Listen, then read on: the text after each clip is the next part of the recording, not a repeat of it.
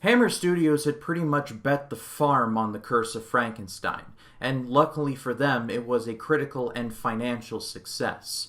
So, with this momentum behind them, they produced their version of Dracula, called Horror of Dracula. Hammer Studios put all of their eggs into the Curse of Frankenstein basket. For all intents and purposes, it was either going to be a hit or they were going to go broke. And thankfully for them, it was a critical and financial success. And with this momentum, Hammer greenlit their version of Dracula to be released the very next year. Similar to Universal's Dracula, Hammer's Dracula takes several departures from the Bram Stoker source material. One of the most notable being Dracula's servant Renfield being nowhere to be found, and women being married to men or being entrusted to other men that is just so out of whack that it could give you vertigo. But despite these departures, Horror of Dracula is my favorite Dracula movie. Yet again, Hammer proves to be superior to the Universal version.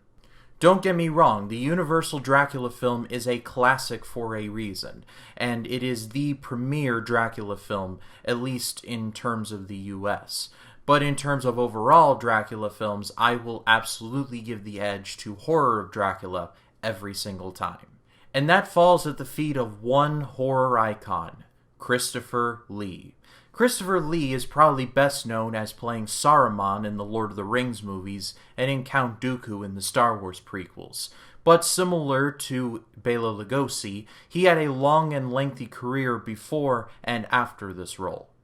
And Lee would become the centerpiece of the Dracula franchise all the way through to about the mid-70s.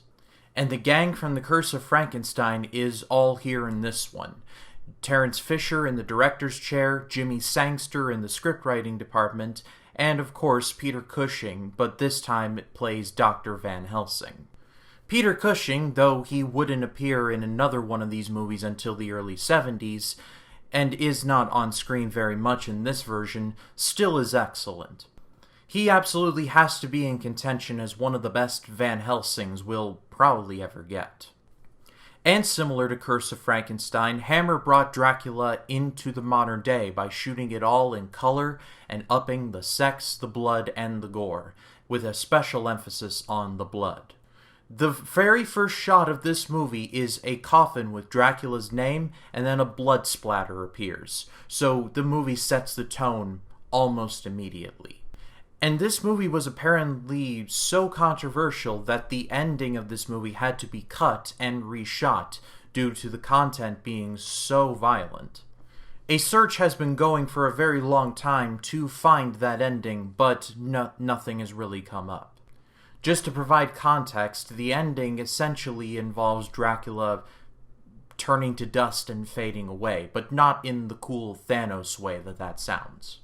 But apparently even somebody turning to dust was just too much for the British censors.